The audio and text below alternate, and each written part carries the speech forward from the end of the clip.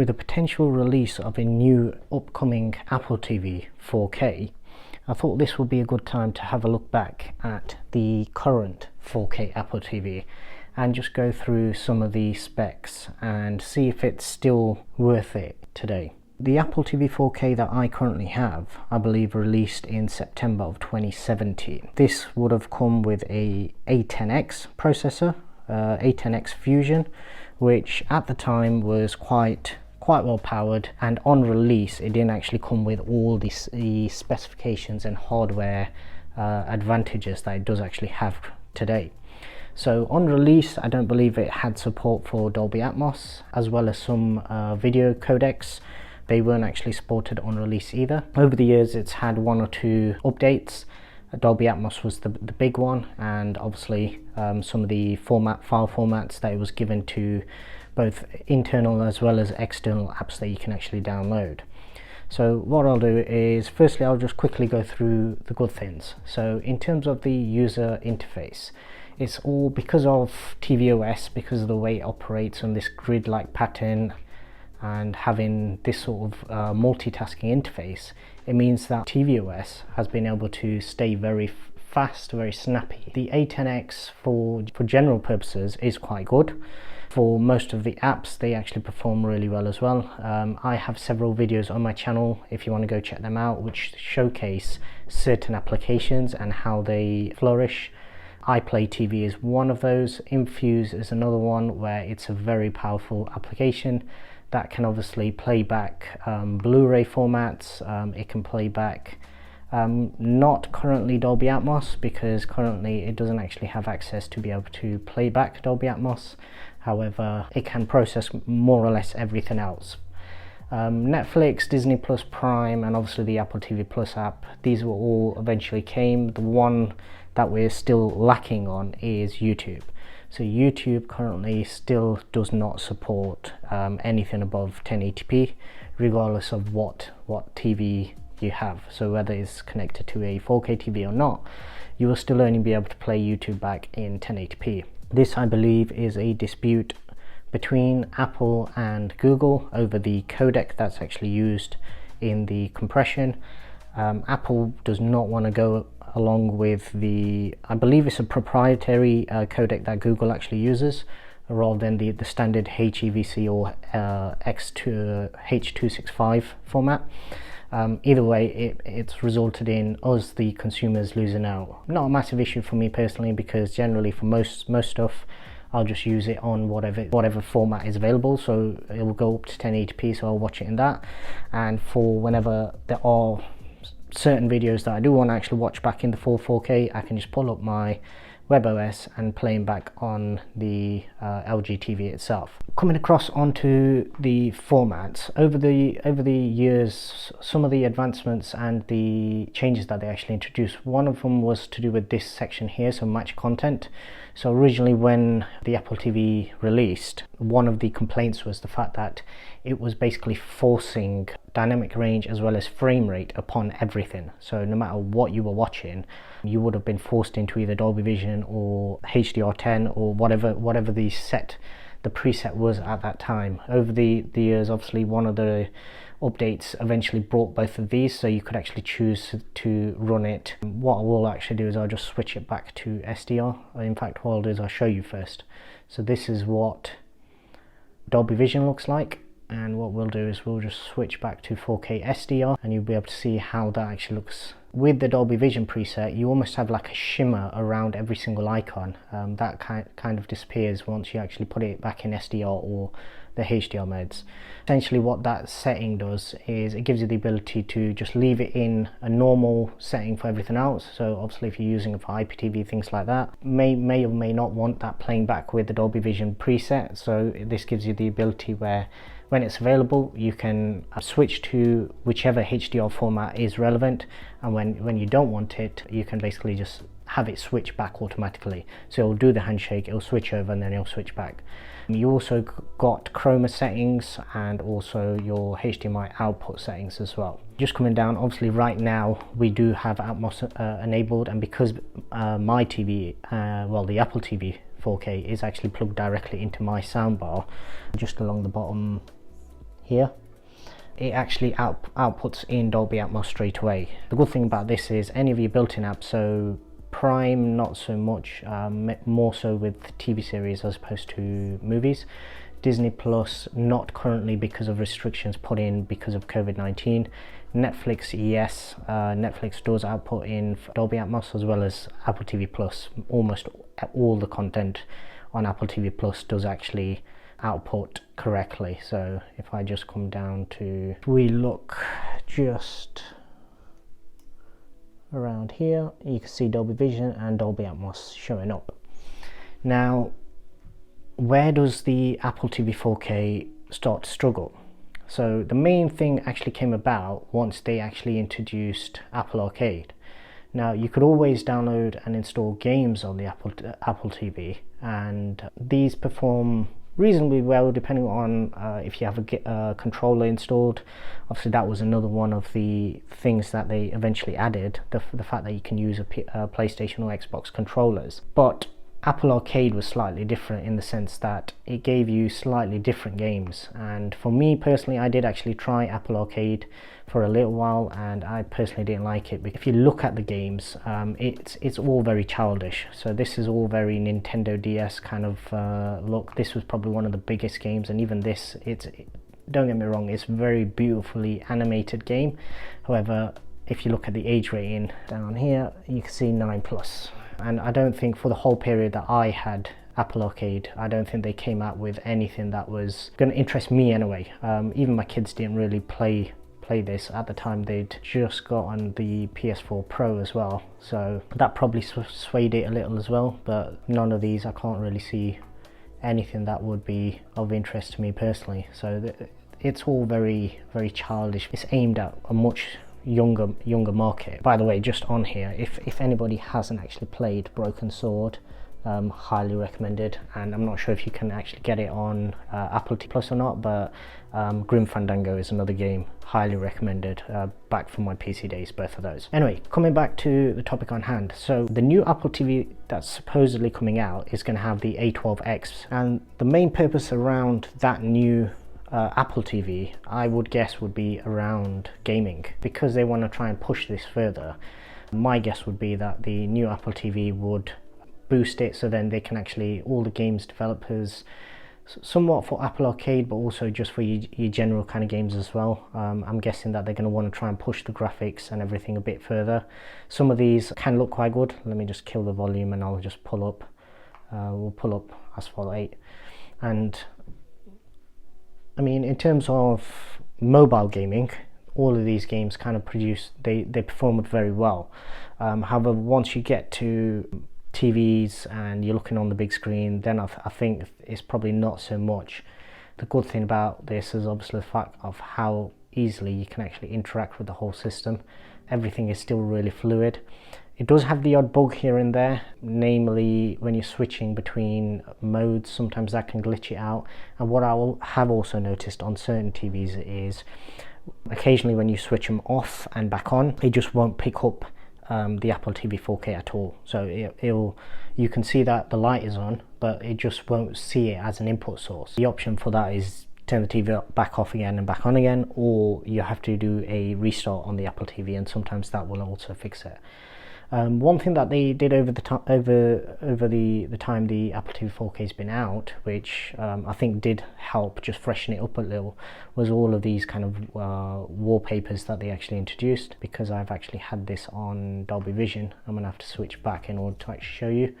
What it does is it just downloads probably about one wallpaper a day whenever a new one tends to come out. Wallpaper, as you'll see, you have lots and lots of different types of wallpapers, and if anything, this has probably helped keep it fresh and keep it up to date down the years. Obviously we're coming on nearly 3 years now. No idea what the release date for the new Apple TV 4K, whether it's even called that anymore or not, will be. Rumors has it that it will be around WWDC, so possibly coming in next month. The announcement, no idea in terms of actual release date or not. Whether that will be the date is also as sometimes they do, where they'll announce it and it'll come out either the week after or the 2 weeks after, something, fortnight after, something like that, or whether it'll be later in the year. Usually towards September time onwards, they've got quite a lot of hardware, iPhones and things like that, so they probably don't want to mix it up too much with that. But they don't always announce hardware, they don't always have hardware releases around WWDC either. That's obviously something, it's not 100% confirmed yet, but from what people have said on most of the leaks and rumor sites, it's pretty much A12X physically is probably exactly the same. The remote, some rumors have said that the remote is slightly different, some have said it's exactly the same. The remote, I personally have never really had an issue with the remote. A lot of people complain about certain applications where you can't scroll.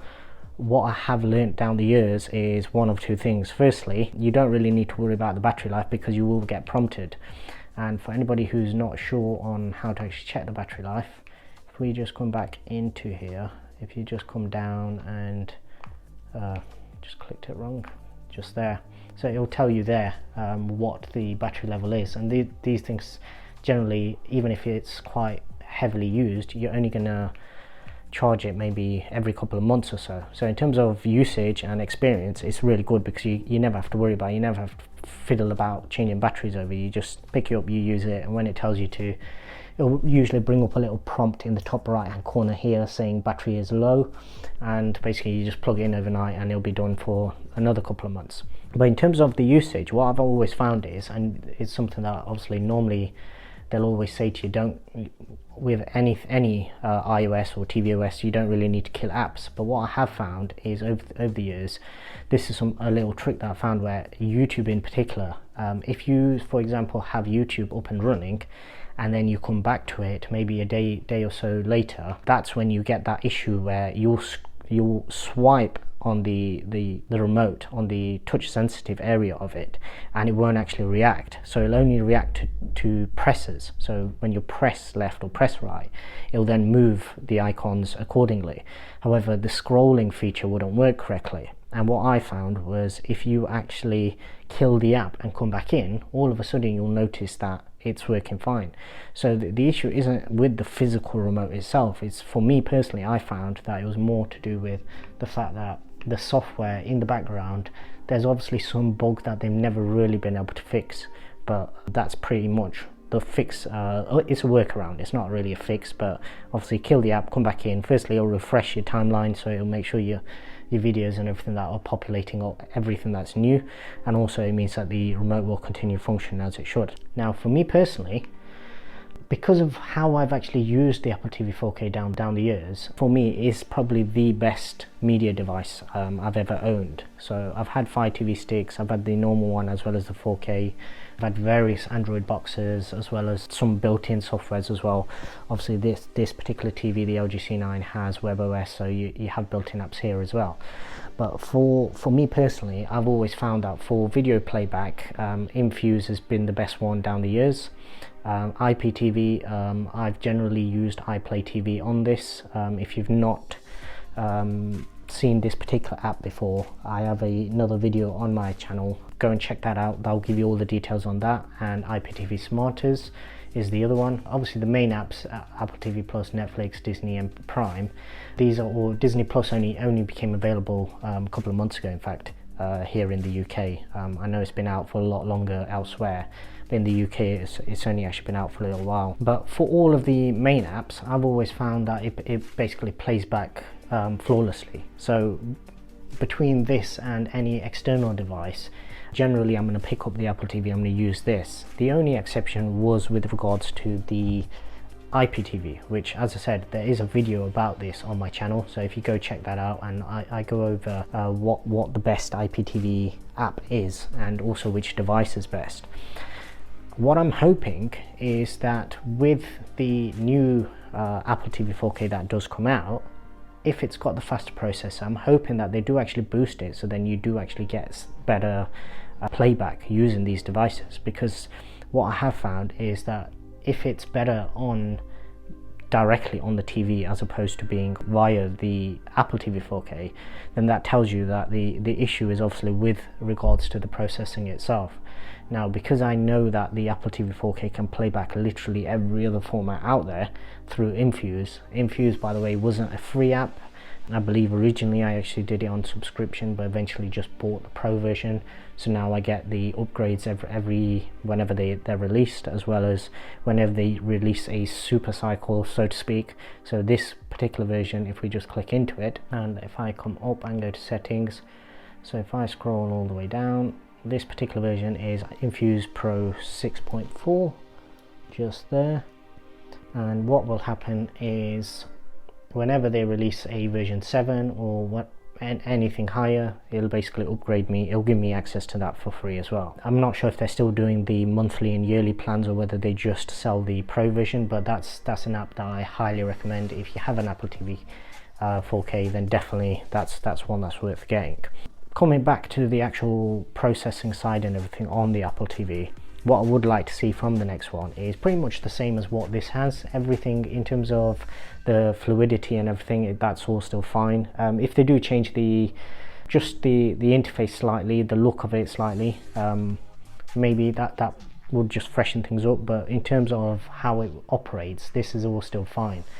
Now, the one thing that I did do down the years, which I would recommend that you don't do, is I've actually ran beta software on this particular Apple TV as well as my other one, and I'd recommend that you don't, because what tends to happen is certain bugs stick around even after, and because these devices no longer have diagnostic ports or any way of connecting them via a USB cable, if something goes wrong, basically you're taking it back to the Apple store in order to get it fixed. So my recommendation is obviously leave the beta software for the beta testers. If there's certain features that you want to just try out, just don't do it on your main device. But with this, I actually ran both of them. I can't remember what the feature was. There was some new feature that was actually released, and I wanted to get it early, so I actually ran the beta versions because of that. But in hindsight, don't do that, because with the Apple TV, because it's such a small pool, it's not like iPhones where you've literally got millions and millions. The Apple TV seems to be a much smaller pool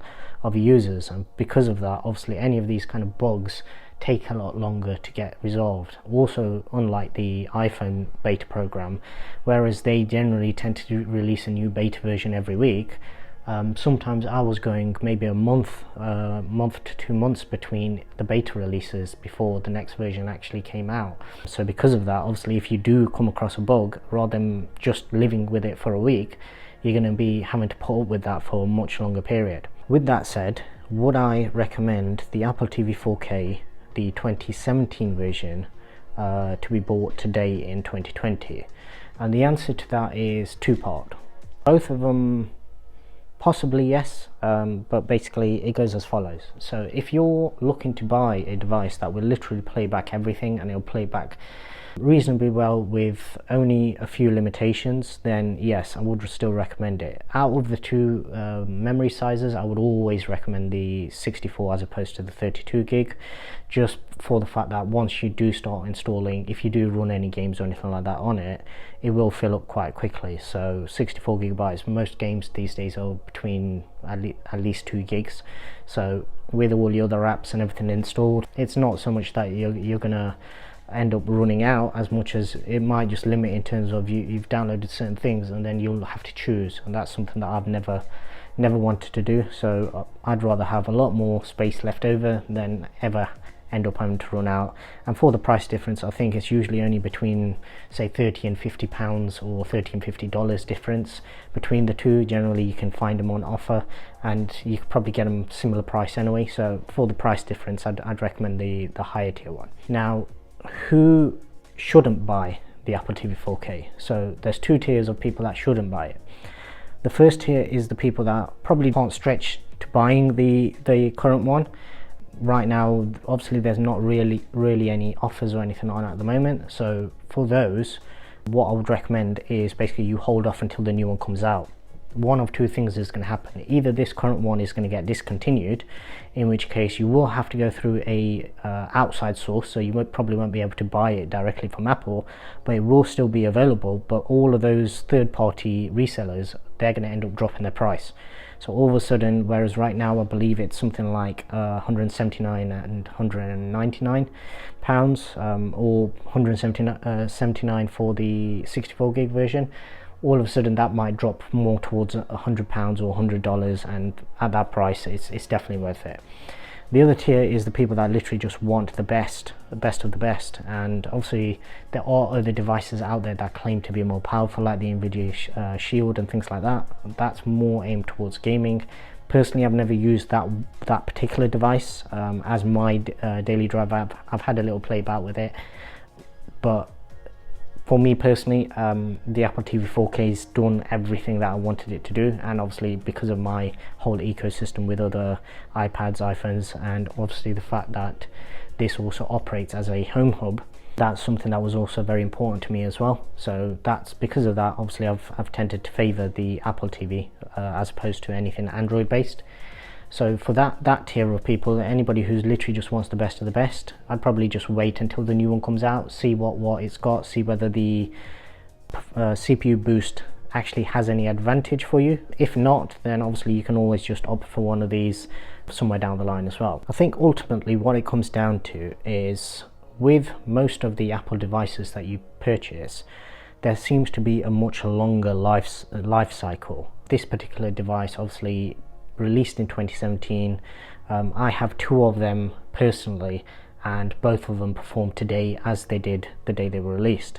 The main reason for that is because the Apple TV OS hasn't had the same kind of updates. It's probably not jumped through the OS versions as some of the other devices have, but essentially what you want is you want everything to be able to play back and for it to operate with no crashes. You never have an app just crash halfway through. You never have apps that you're watching something and they'll just die on you. Even IPTV apps, which can tend to be quite temperamental, even those generally tend to be quite fine.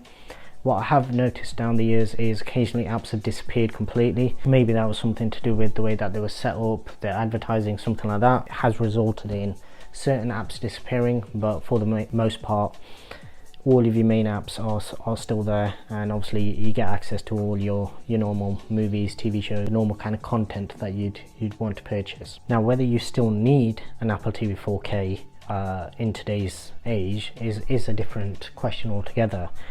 With the advancements in smart TVs and the fact that most of the big four kind of providers in terms of Apple TV Plus, Prime, Disney Plus and Netflix, they tend to be on all of the main platforms now. So all of the main smart TV platforms tend to have all of those main apps already built into them. So because of that, you might find that you're in a position where you just don't need them.